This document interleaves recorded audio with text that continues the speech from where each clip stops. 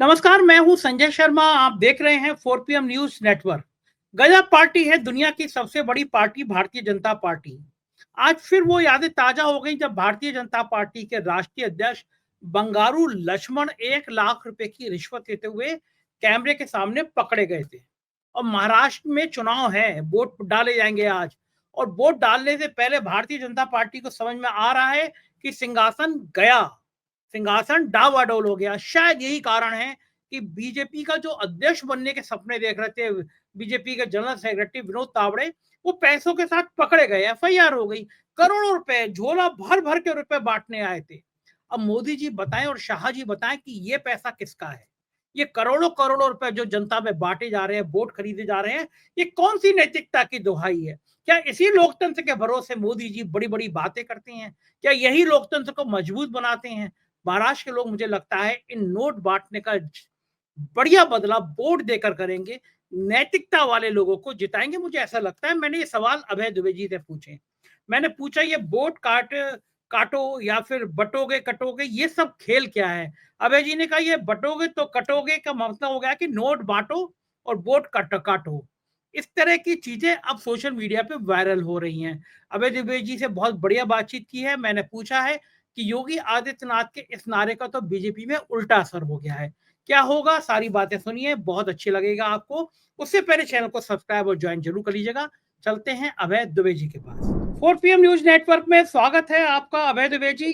आज वोट पड़ने हैं महाराष्ट्र में, और उससे पहले भारतीय जनता पार्टी की शुचिता सामने नजर आ गई। भारतीय जनता पार्टी के महासचिव तावड़े साहब बोरी भरकर पैसा लेकर गए थे। तो मोदी जी कह रहे थे कि नकदी बंद हो गई है, नकदी आती नहीं है। पता नहीं है नकदी कहां कहां से झड़ झड़ के बीजेपी नेताओं के पास आती है। तावड़े साहब बोरी भर भर के रुपए ले गए, होटल में धड़ल्ले से बांट रहे थे कि रुपए ले जाओ, वोट देना है, वोट देना है। लेकिन तब तक दूसरे लोगों को पता चल गया और वहां पे हंगामा मच गया, पुलिस आ गई। तावड़े जी के कमरे से आरोप है कि 9 लाख रुपए मिले और तावड़े जी पर एफआईआर दर्ज हो गई है। मतलब जिनका नाम बीजेपी के राष्ट्रीय अध्यक्ष के लिए आ रहा था, वो महाशय जी रुपया बांटने के आरोप में बुक हो रहे हैं। वो भी इतना हल्ला मच गया, पता था चुनाव आयोग को अगर ये एफआईआर नहीं हुई तो पूरे महाराष्ट्र में बवाल कट जाएगा। लेकिन ये तो चेहरा सामने आ गया कि पैसे दे दे के रुपए बांट रहे, वो भी कोई छोटा मोटा नेता नहीं, बीजेपी का राष्ट्रीय महासचिव। अब समझ में आया कि बीजेपी के विधायक उद्धव ठाकरे के विधायकों को तोड़ने से लेकर 50 खोके ओके से लेकर अब चुनाव तक पैसे बांटने का जो बीजेपी ने खेल खेला है, इससे तो चेहरा सामने साफ साफ आ गया कि भाजपा डरी हुई है, पैसे के दम पे अब लोकतंत्र की हत्या करना चाह रही है। वोट पड़ना है महाराष्ट्र में, आपका क्या कहना है? ये घटना कितनी बड़ी होगी चुनाव वोटिंग से ठीक पहले? संजय जी, ये एक अभूतपूर्व घटना है। और कम से कम मुझे आशा नहीं थी कि चुनाव आयोग का स्टाफ, वहां पे जो स्थानीय चुनाव आयुक्त होंगे, उनका स्टाफ भारतीय जनता पार्टी के किसी इतने बड़े नेता के खिलाफ ऐसी कार्रवाई करेगा। मुझे इस तरह की उम्मीद नहीं थी, लेकिन ये कार्रवाई हुई, ये एक तथ्य है। और ये कार्रवाई इसलिए भी महत्वपूर्ण है कि पिछले कम से कम 2 दिन से विभिन्न स्रोतों से इस बात की चर्चा सुनने को मिल रही थी कि भारतीय जनता पार्टी ने कुछ निर्वाचन क्षेत्रों में एक वोट के बदले 10,000 रुपए का रेट तय कर दिया है। यानी भाजपा की तरफ से एक वोट के बदले 10,000 रुपए तक दिए जा रहे हैं। कम में भी जहां बात पड़ रही है वहां भी हो रहा है। तो इस वक्त महाराष्ट्र के चुनाव में पैसे का जबरदस्त खेल चल रहा है, इसमें कोई शक नहीं है। और ये घटना तो उसका दस्तावेजी प्रमाण बन गया है।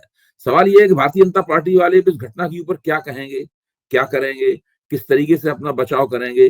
मुझे पता है कि भारतीय जनता पार्टी को कभी कभी कुछ घटनाएं ऐसी होती हैं, इसका वो बचाव करना भी जरूरी नहीं समझते। उनको लगता है कि जो होना है हो जाए, उनको कोई कुछ बिगाड़ नहीं सकता, न विनोद तावड़े का कुछ बिगड़ पाएगा। लेकिन ये तो बात अब बिल्कुल स्थापित हो गई है कि महाराष्ट्र के चुनाव में पैसा जमकर बांटा जा रहा है। और किसकी तरफ से बांटा जा रहा है, इसका प्रमाण आपने दे ही दिया है, बिल्कुल सामने। भारतीय जनता पार्टी इस चुनाव को किसी भी कीमत पर जीतना चाहती है। और भाजपा की ये जो धन शक्ति है, जिसके दम पे वो चुनाव जीतना चाहती है, इससे न केवल महाविकास आघाड़ी के दल और उम्मीदवार चिंतित हैं, बल्कि इससे एकनाथ शिंदे और अजित पवार भी चिंतित हैं। क्योंकि वो जानते हैं कि अगर भारतीय जनता पार्टी इस तरह जबरदस्त रूप से रुपया बांटकर चुनाव जीत गई, तब फिर उनका जो भी सरकार बनेगी महायुति की, उस सरकार में उनकी हैसियत और औकात क्या होगी। बात तो ठीक है, लेकिन नैतिकता की अब कौन से मुंह से बड़ी बड़ी बातें करेंगे मोदी जी और अमित शाह? क्या बताएंगे कि हम नैतिकता वाले हैं, हम कोई भी भ्रष्ट आचरण नहीं करते? सब साफ आ गया, तो अब तो मुंह दिखाने लायक बचेंगे कहीं? नहीं, देखिए, ये तो हम लोग जिस तरीके से लोकतांत्रिक नैतिकताओं और लोकतांत्रिक शुचिताओं का सवाल उठाते हैं, तो हमको लगता है कि ये आरोप लग गया, ये पोल खुल गई, अब इसका क्या होगा? ये भारतीय जनता पार्टी के ऊपर ये नैतिक संहिताएं, ये शुचिता संबंधी संहिताएं लागू नहीं होती। आप आप गलत उम्मीद उनसे मत लगाइए, मेरा आपसे निवेदन ये है। आप उनसे ये उम्मीद मत लगाइए कि अगर वो रगे हाथों पकड़े जाएंगे तो उससे वो शर्मसार होंगे। भाई, ये वही पार्टी है, इसका राष्ट्रीय अध्यक्ष कैमरे के ऊपर रुपया लेते हुए पकड़ा गया था। आपने आज तक कभी भारतीय जनता पार्टी को शर्मसार होते हुए देखा है उस सवाल के ऊपर? वो लगातार किस तरीके से उनका पुनर्वास किया जाए, इसकी कोशिश में भारतीय जनता पार्टी वाले लगे रहे, लगातार इस बात में लगे रहे कि किस तरीके से उनका पुनर्वास किया जाए, उनके परिवार के लोगों को टिकट देते रहे। और उन्होंने कभी भी, भारतीय जनता पार्टी ने इस बात को लेकर उन्हें कभी कोई लज्जा नहीं आई। वो तो उसको यही बताते थे कि ये एक साजिश है, वो तो किसी तरीके से उसमें मामले में उनको फंसा लिया गया, वो यही कहते रहे। भारतीय जनता पार्टी को शर्मसार करना दुनिया का सबसे मुश्किल काम है। वो उन्हें किसी बात पर लज्जा नहीं आती। अच्छा, भारतीय जनता पार्टी के एक बड़े नेता के इस कृत्य का जिस तरह से खुला है, कांग्रेस से प्रेस कॉन्फ्रेंस करी है, हमला बोला है कांग्रेस के नेताओं ने, एक दिन पहले भी लगातार भ्रष्टाचार की बातें राहुल गांधी उठा रहे थे, और अब ये तो रंगे हाथ पकड़ना हुआ। आम जनमानस पर वोट डालने अब निकल रहे हैं, वो लोग डाल रहे हैं वोट। इसका क्या असर पड़ेगा? देखिए, इसका असर पड़ सकता है, लेकिन इसका असर तब पड़ेगा जबकि भारतीय जनता पार्टी और दूसरे जरियों से जो पैसा बांट रही है वहां महाराष्ट्र में, उसकी किसी तरह रोकथाम हो सके। पर ये तो एक मुकाम है जहां पर जो पैसा बट चुका था और जो बचा हुआ पैसा था वो पकड़ गया। लेकिन जैसा कि आपने बताया कि अगर 2 करोड़ रुपए लोगों को बांटे जा रहे थे, तो पकड़े तो केवल 10 ही लाख गए हैं। इसका मतलब है कि 1 करोड़ 90 लाख रुपए तो लोगों में बांट ही दिए गए। अच्छा, इस बात से चुनाव नतीजे, अगर चुनाव में महायुति हारती है या जीतती है, इससे हमें यह भी पता लगेगा कि ये पूरी थीसिस कि भारत में रिश्वत बांटी जाती है, शराब बांटी जाती है, रुपया बांटा जाता है, कीमती चीजें बांटी जाती हैं, लैपटॉप बांटे जाते हैं, साइकिलें बांटी जाती है, टीवी बांटे जाते हैं, ये सारा काम होता है और इससे चुनाव पे कुछ कुछ असर भी पड़ता है, लेकिन इससे अंततः चुनावी परिणाम व्यापक रूप से प्रभावित नहीं होता। ये लोकनीति की थीसिस है। सीएसडीएस का संगठन लोक नीति है, उसने इस बात को कई बार उसने स्पष्ट किया है कि ये सब होता है, लेकिन इसके आधार पे हम नहीं कह सकते कि सरकार बनती या जीतती या नहीं जीतती है, ये नहीं मान सकते। तो इसमें यह भी देखना पड़ेगा कि इस बार महाराष्ट्र में ये कितना चलता है। देखिए, महाराष्ट्र में बहुत सी चीजें दांव पे लगी हुई हैं इस वक्त। स्थिति यह है कि अगर भारतीय जनता पार्टी इस चुनाव को हारती है तो वो एकनाथ शिंदे की हार नहीं होगी, वो अजित पवार की हार भी नहीं होगी, वो भारतीय जनता पार्टी की ही हार होगी। महायुति अगर चुनाव हारती है, क्योंकि हमें ध्यान रखना चाहिए कि महायुति में भाजपा 151 सीटों पर चुनाव लड़ रही है, और तो और अजित पवार और शिंदे की पार्टी से कम 12 से 16 उम्मीदवार ऐसे हैं जो कि भारतीय जनता पार्टी के उम्मीदवार हैं और इन दोनों पार्टियों के टिकटों पर लड़ रहे हैं। तो भारतीय जनता पार्टी तो तकरीबन 250 सीटों के इर्द गिर्द है, उसके उम्मीदवार 250 सीटों पर चुनाव लड़ रहे हैं, तो ये बहुत बड़ी बात है। अच्छा, ये नैतिकता की जो बड़ी बड़ी बातें हैं, अब तो वो सामने आ गई कि आप हैं, लोग सोशल मीडिया पे वो ट्रोल कर रहे हैं कि ये तो वो वाली पार्टी है जिनके राष्ट्रीय अध्यक्ष बंगारू लक्ष्मण 1 लाख रुपए की रिश्वत ऑनलाइन कैमरे पे पकड़े गए। एक बार फिर बंगारू लक्ष्मण की बातें भी सोशल मीडिया पे तरोताजा हो रही है। तो ये गलत समय पे गलत दांव चल गया, क्या आपको लगता है कि ज्यादा ही गलत हो गया? नहीं नहीं नहीं नहीं, देखिए, आप फिर कह रहे हैं, अब मैं आपसे फिर निवेदन करूंगा कि आप भारतीय जनता पार्टी की जो नैतिकता है और उनकी जो अपनी शुचिता की जो संहिताएं हैं, उन संहिताओं को हमारी अभय कुमार दुबे की, संजय शर्मा की, कांग्रेस पार्टी की, कम्युनिस्ट पार्टी की, दूसरी किसी क्षेत्रीय दल की, आम आदमी पार्टी की, इन सबकी नैतिकताओं से उसकी तुलना मत कीजिए। भारतीय जनता पार्टी इन सबसे अलग खड़ी हुई है। भारतीय जनता पार्टी का सिद्धांत यह है कि सत्ता किसी भी कीमत पर प्राप्त की जानी चाहिए। दूसरी पार्टियां भी मानती हैं, लेकिन भाजपा इस मामले में सबसे आगे चली गई है। भाजपा पे इन चीजों का आप सोचिए, बदनामी से भारतीय जनता पार्टी को लज्जा आएगी। वो लोग कोई अपने गिरेबान में मुंह डाल के देखेंगे, या उन्हें कोई अपनी बात कहने में, अपने भाषण देने में, अपनी दावेदारियां करने में संकोच होगा? कुछ नहीं होगा इस तरह का। भारतीय जनता पार्टी सोच रही होगी कि अब हम जो अभी इस घटना के बाद सोच रही होगी, इसके बाद जो रुपए बांटे हैं उसमें पकड़े किस तरह न जाए। तो वो तो इस तरह का सब काम चल रहा होगा। अच्छा, जब इतने ज्यादा अमित शाह जी कॉन्फिडेंस में थे, इतने ज्यादा नरेंद्र मोदी कॉन्फिडेंस में थे कि महाराष्ट्र में तो हमारी सरकार बन जाएगी, झारखंड में बन जाएगी, तो पैसा बांटने की जरूरत क्यों पड़ रही है? अगर ये कॉन्फिडेंस लेवल है, ये सरकार आसान से बन जाएगी, पैसा तब बांटा जाता है जब डरे होते हैं आप, लगता है कि सरकार कहीं फंस ना जाए। भाई डरे हुए तो हैं ही, डरे हुए तो हैं ही। महाराष्ट्र का चुनाव बहुत ही महत्वपूर्ण है। महाराष्ट्र में अगर महायुति चुनाव हार जाती है तो पिछले 2 साल से भारतीय जनता पार्टी वहां एक तो तोड़फोड़ की जो राजनीति कर रही है उसके मुंह पे एक करारा तमाचा होगा। उसके बाद में देश की जो बिजनेस कैपिटल है बंबई, वो पूरी तरीके से उनके हाथ से निकल जाएगी। एक ऐसी सरकार बन जाएगी जो कि जिसमें भारतीय जनता पार्टी के जितने भी आर्थिक हित हैं उन आर्थिक हितों पर करारा प्रहार पड़ेगा, और भी बहुत कुछ होगा। महाराष्ट्र में चुनाव हारना भारत के लोकतंत्र के इस मौजूदा स्थिति में बहुत दूर तक जाएगा। इवन मैं समझता हूँ झारखंड की भी यही स्थिति है। झारखंड अगर अगर महाराष्ट्र में मुंबई जो है वो बिजनेस कैपिटल है, तो झारखंड जो है वो जैसे कहते हैं आप खनिज कैपिटल है। तो झारखंड का चुनाव जीतना भी भारतीय जनता पार्टी के लिए बहुत जरूरी है। वहां भी बहुत पूरी ताकत से लगे हुए हैं, वहां भी जम के रुपया बट रहा है झारखंड में। हरियाणा में इस तरह की कोई खबर नहीं आई थी रुपया बंटने की, लेकिन इन दोनों राज्यों में जम के रुपया बांटा जा रहा है। बिल्कुल ठीक बात है। और एक चीज और है, बीजेपी को जो बहुत तगड़ा झटका लगा है वो है बटोगे तो कटोगे।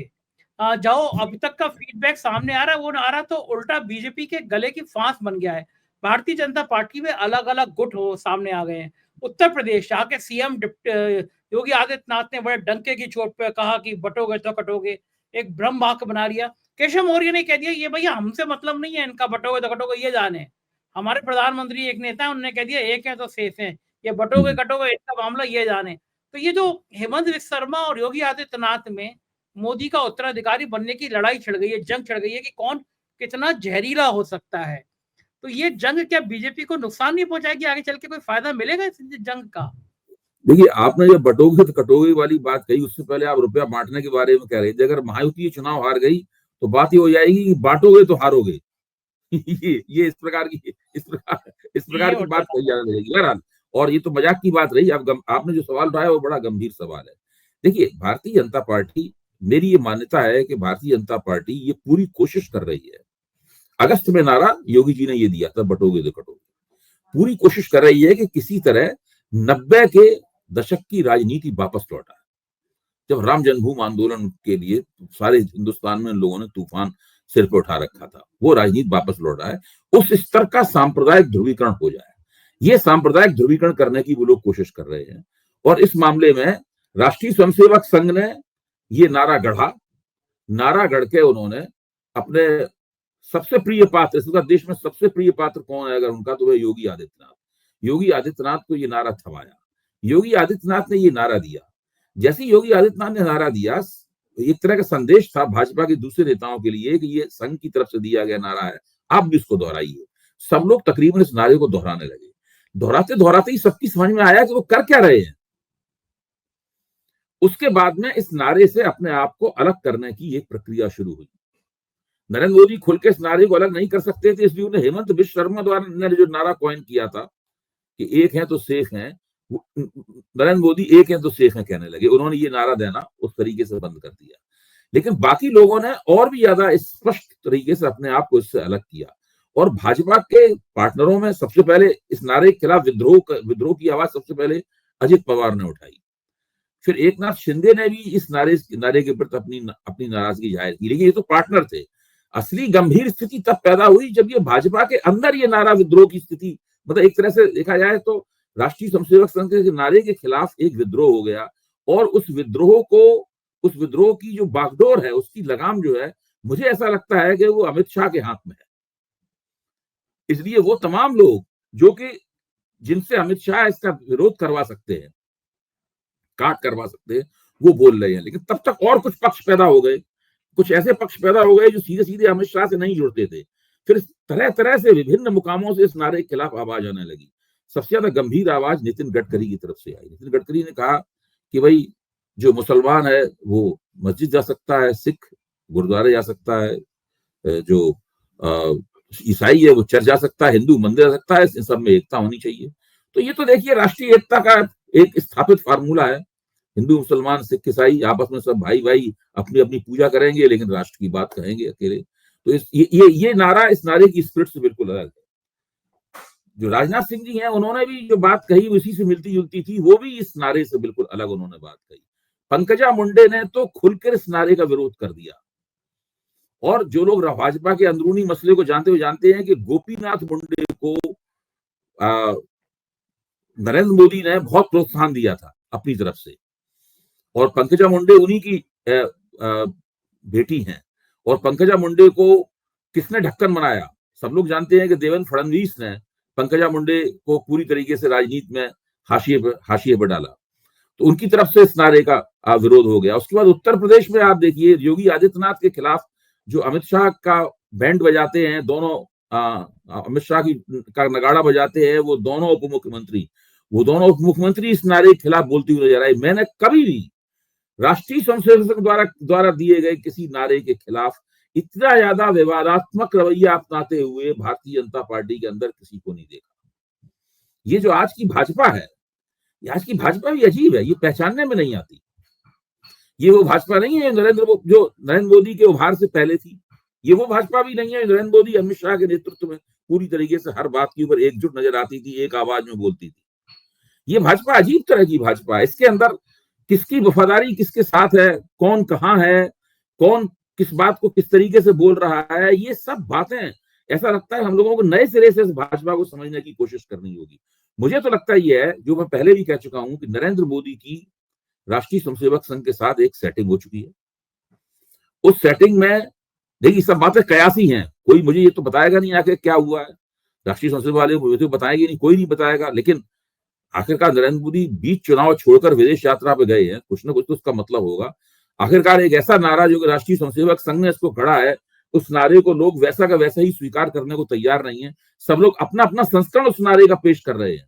ये एक ऐसी स्थिति है, मुझे लगता है कि नरेंद्र मोदी का उत्तराधिकारी कौन होगा, इस नारे के जरिए ये बात तय की जा रही। सब लोग अपनी अपनी पोजीशनिंग कर रहे हैं, सब लोग अपने अपना पैंतरा जो है वो इस नारे के जरिए दिखा रहे हैं। ये एक बहुत ही खास तरह की स्थिति है। मुझे लगता है कि भारतीय जनता पार्टी एक नहीं है। इस वक्त भारतीय जनता पार्टी अपने भीतर अनेक हो चुकी है। ये अनेकता में एकता भी नहीं है, ये एकता के भीतर अनेकता दिखाई पड़ रही है। अनेकता के ऊपर फोकस ज्यादा है, एकता के ऊपर फोकस कम है। भाजपा का भविष्य क्या होगा, ये इस नारे के इर्द गिर्द हो रही बहस से तय हो रहा है। भाजपा का अगला प्रधानमंत्री कौन होगा, ये इस नारे के इर्द गिर्द हो रही बहस से तय होगा। बिल्कुल ठीक कह रहे हैं। और दूसरी बात, ये नारा जो दिया गया था वो इसलिए दिया गया था कि बीजेपी को लगा कि 2024 के चुनाव में खास तौर से उत्तर प्रदेश में पिछड़े और दलित समुदाय ने बीजेपी का साथ छोड़ दिया था। तो योगी आदित्यनाथ को लगा कि सिंहासन ही चला जाएगा मेरा अगर पिछड़े और दलित चले गए। योगी आदित्यनाथ के चेहरे के साथ क्षत्रिय होने का एक सिंबल चिपक गया था कि वो ठाकुर जाति से हैं। योगी जी ने खुद इंटरव्यू में कहा था, मुझे गर्व है, मैं ठाकुर जाति से आता हूँ, क्षत्रिय जाति से आता हूँ। तो ये पिछड़े और दलितों में संदेश चला गया था, उसको रोकने के लिए नारा दिया गया कि एक है तो बटोगे तो कटोगे। लेकिन मैं जानना चाहता हूँ अभय जी, आपने बड़ा अध्ययन किया है सामाजिक इन पहलुओं पे, क्या इस नारे से, इस उग्र हिंदुत्व से पिछड़े और दलित डरते हैं, उनके मन में खौफ पैदा होता है, या फिर वो बड़ा कंफर्ट हो जाते हैं कि नहीं यार हिंदू होके एक रहना है? क्या वो डरते हैं कि ऊंची जातियां हैं ये फिर कोई बड़ा हिंसा का खेल खेलेंगी? क्या मन में आता है? इस प्रकार के नारे उस वक्त कामयाब होते हैं जबकि हवा आपके पक्ष में हो। इस प्रकार के नारे उस वक्त कामयाब होते हैं जबकि आपका विपक्ष जो है उसकी साथ गिरी हुई हो। तब फिर लोग इस प्रकार के नारों के अंदर काफी कुछ देखने लगते हैं। लगता है इस नारे के साथ जुड़ने से उनको कोई राजनीतिक लाभ होने वाला है। इस पिछड़े और दलित आखिरकार भारतीय जनता पार्टी के साथ थे, आज उसके साथ क्यों नहीं है?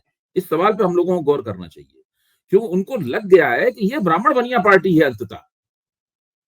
देखिए, राष्ट्रीय स्वयंसेवक संघ के कई बिल्कुल उसके साथ जुड़े हुए, गहराई से जुड़े हुए लोग जो संघ के ही लोग हैं टीवी चैनलों पर कह रहे हैं कि जब तक भारतीय जनता पार्टी को ब्राह्मण बनिया पार्टी साबित करने की कोशिश की जाती रहेगी तब तक हम लोग बटेंगे तो कटेंगे ऐसे नारे देते रहेंगे। आप उनकी बात सुनिए, मैंने तो बहुत ध्यान से उनकी बात सुनी है। वो साफ कह रहे हैं कि आज भाजपा के सामने एक तरह से अस्तित्व का संकट है। अगर भाजपा की छवि स्थायी रूप से ब्राह्मण बनिया पार्टी की हो गई तो ये अगला यूपी विधानसभा का चुनाव भी हारेगी, 2027 में भी हारेंगे और 2029 में भी चुनाव हारेंगे। इसलिए उस दूरगामी दृष्टि से ये नारा दिया जा रहा है। और भारतीय जनता पार्टी महाराष्ट्र में हारे या जीते, झारखंड में हारे या जीते, दिल्ली में हारे या जीते, या बिहार में हारे या जीते, वो अभी इस नारे के साथ चिपके रहेंगे, वो नारा ये दिया जाता रहेगा। इस नारे को अब बहुत दिन तक हम लोगों को सुनना पड़ेगा। ये आसानी से नारा वापस नहीं लिया जाएगा। ये नारा तो दिया जाएगा, लेकिन बैकवर्ड और दलित की जिस तरह से उपेक्षा की जा रही है, राहुल गांधी बार बार लाल किताब लेके चल रहे हैं, संविधान की बात कर रहे हैं, जाति जनगणना की बात कर रहे हैं, तो जिस तरह से बैकवर्ड और शेड्यूल कास्ट में मैसेज है, मैसेज को रोक पाएगी बीजेपी? अभी तक तो नहीं रोक पा रही है। आज तक की स्थिति तो ये है कि भारतीय जनता पार्टी को नहीं पता है कि वो उन पिछड़े समुदाय के उन लोगों के वोट दोबारा कैसे हासिल करें, ये सुनिश्चित कैसे करें कि वो वोट उसे मिलेंगे।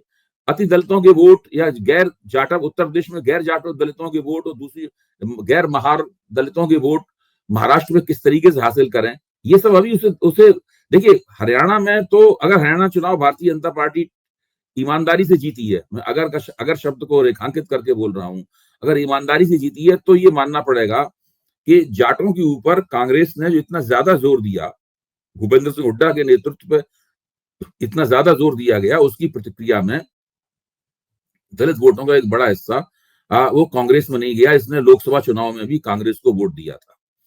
लेकिन इस तरह का कोई फोकस कांग्रेस की तरफ से या गैर भाजपा दलों की तरफ से आपको झारखंड में या महाराष्ट्र में तो दिखाई नहीं पड़ता। महाराष्ट्र की स्थिति और झारखंड की स्थिति तो बिल्कुल अलग है। वहां तो ये तो है नहीं, वहां तो स्थितियां बिल्कुल अलग तरह की हैं। यहाँ तो दो मोर्चे चुनाव लड़ रहे हैं, कोई एक पार्टी चुनाव लड़ नहीं रही है। झारखंड में भी झारखंड मुक्ति मोर्चा एक पूरे मोर्चे का नेतृत्व कर रहा है, उसमें भाजपा भी है, उसमें कांग्रेस भी है, उसके अंदर राष्ट्रीय जनता दल भी है। तो वहां ऐसी कोई स्थिति नहीं है। तो वहां दलितों का वोट ये कैसे छीनेंगे अघाड़ी से और उधर इंडिया गठबंधन से, ये भाजपा के सामने एक बहुत बड़ी चुनौती है। अभी तक उन्होंने ऐसा कोई युक्ति नहीं खोज पाई है। लेकिन राष्ट्रीय स्वयंसेवक संघ का मानना यह है कि वो इस नारे को काफी दिनों तक इसकी परीक्षा करेंगे और चुनावी हार या जीत का जो फौरी प्रभाव होता है, उस फौरी प्रभाव प्रभाव की बेदी पे इस नारे को नहीं चढ़ने देंगे। इस नारे को वो लोग लगाते रहेंगे, काफी दिनों तक हमें ये नारा सुनने को मिलेगा। देखो ठीक बात है। और मुझे तो इस चुनाव में सबसे ज्यादा तरस जेपी नड्डा की बॉडी लैंग्वेज पे आ रहा है। उनको लग रहा है कि अब वो कुछ दिन के और मेहमान है, लेकिन पता नहीं क्या क्या कर जाते हैं। मुंबई में एक सिखों का गुरुद्वारे में कीर्तन चल रहा था, भाई साहब अध्यक्ष को लगा कि मैं तो राष्ट्रीय अध्यक्ष हूँ, घुसे चले गए अंदर। उनको लगा ये भी कोई पब्लिक स्टंट है कि जहाँ पे जाऊंगा मैं नेताजी को देख के लोग खड़े हो जाएंगे। अब सिख है, बहादुर कौम है, वो तो बर्दाश्त करती नहीं है।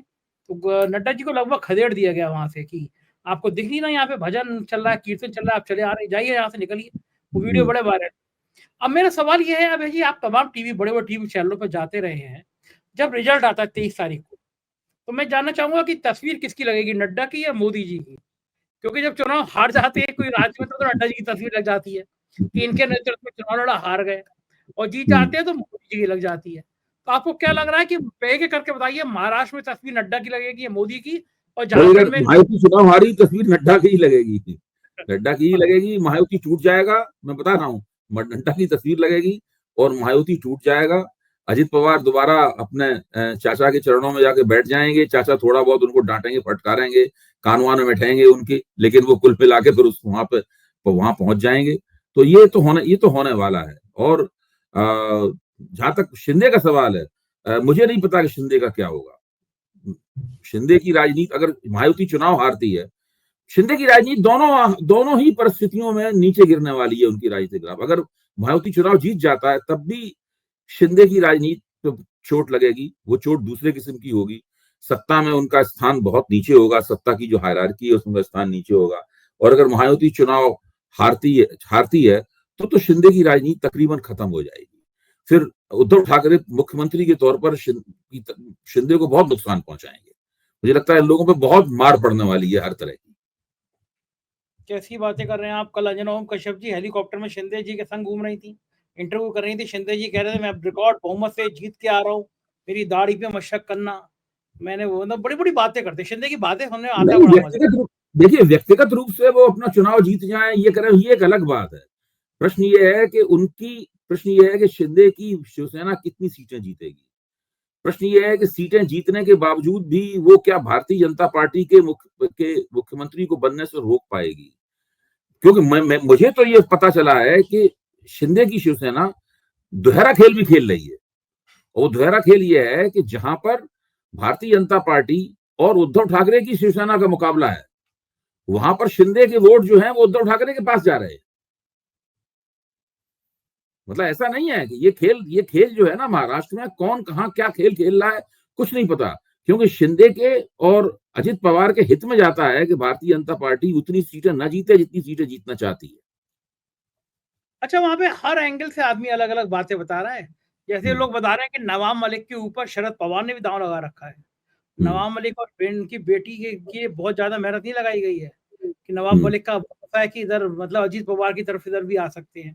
तो मुझे ये भी लोगों को कहना है, वहां के पत्रकारों को ये कहना था कि भाई महायुति आएगी, विकास अघाड़ी आएगी। हम ये नहीं कह सकते, लेकिन हम ये कह सकते हैं कि शिंदे मुख्यमंत्री नहीं बनेंगे। ये तो हर आदमी मान रहा है। ये तो तय हो गया है। देखिए ये तो तय हो गया, शिंदे मुख्यमंत्री नहीं बनेंगे और अजित पवार उप मुख्यमंत्री नहीं रहेंगे। ये दोनों नहीं रहेंगे। दोनों भाई चुनाव हार गए तो दोनों में से कोई कुछ नहीं बनेगा, कोई कुछ नहीं बनेगा। और अगर चुनाव जीत भी गए तो भाई इनको क्यों उप मुख्यमंत्री बनाया जाएगा। सही बात है, सही बात है। क्यों वो तो भारतीय जनता पार्टी की बल्ले बल्ले होगी।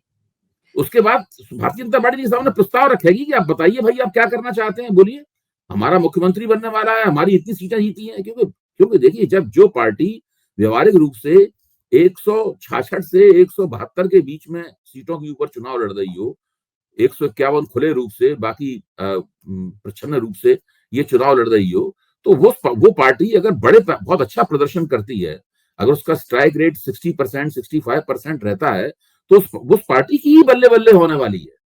फिर तो इन लोगों को जूनियर पार्टनर की हैसियत स्वीकार करनी पड़ेगी, जो व्यवहारिक रूप से भाजपा ने अभी इन्हें स्वीकार करा दी है। इसीलिए ये भाजपा के खिलाफ कुछ साजिश तो कर सकते हैं, लेकिन भाजपा को खुल के चुनौती देने की स्थिति में नहीं है, क्योंकि इसमें सबसे ज्यादा खराब हालत अजित पवार की है। इसलिए वो खुल के भी चुनौती उन्होंने थोड़ी सी दे दी। बटेंगे तो कटेंगे वाले नारे का भी विरोध कर दिया। नरेंद्र मोदी से भी कह दिया गया बारामती मत आना, आपकी कोई जरूरत नहीं है, हम वहां अपना काम खुद ही संभाल लेंगे। तो ये लोग सबसे ज्यादा खराब दयनीय स्थिति में यही दोनों हैं। सही बात है। तो उत्तर प्रदेश में अखिलेश यादव ने बड़ा तीखा आरोप लगाया, कहा लाल पर्ची बांट रहे हैं, जो वोटरों को डरा धमका रहे हैं। उपचुनाव यहाँ पे भी हो रहा है। और आखिरी सवाल, क्या लगता है उत्तर प्रदेश का उपचुनाव योगी का भविष्य तय करेगा? देखिए योगी जी के लिए तो ये उपचुनाव जीतना बहुत ही जरूरी है, क्योंकि अगर योगी जी इस चुनाव में अच्छा प्रदर्शन नहीं कर पाए तो फिर राष्ट्रीय स्वयंसेवक संघ के हाथ की कोशिशें कमजोर हो जाएंगी। फिर वो किस मुंह से योगी को बचाएगा। फिर तो जो अमित शाह की लॉबी है वो पूरी तरीके से योगी की टांग खींचने पे, योगी के नीचे से सत्ता का कालीन खींचने में जुट जाएंगे। वो खुल के हो जाएगा सारा का सारा, क्योंकि उनके दोनों उप मुख्यमंत्री तो लगातार ये कह रहे हैं कि इनका जाना तय है। थोड़ी देर जरूर हो रही है, लेकिन आखिरकार इनको जाना ही पड़ेगा। बहुत शुक्रिया अभय जी, आपने इतना समय दिया। थैंक यू, आभार। तो ये थे अभय दुबे जी, और मुझे यकीन है आपको ये बातचीत पसंद आई होगी। अपना प्यार ऐसी बनाए रखिएगा। शुक्रिया, थैंक यू।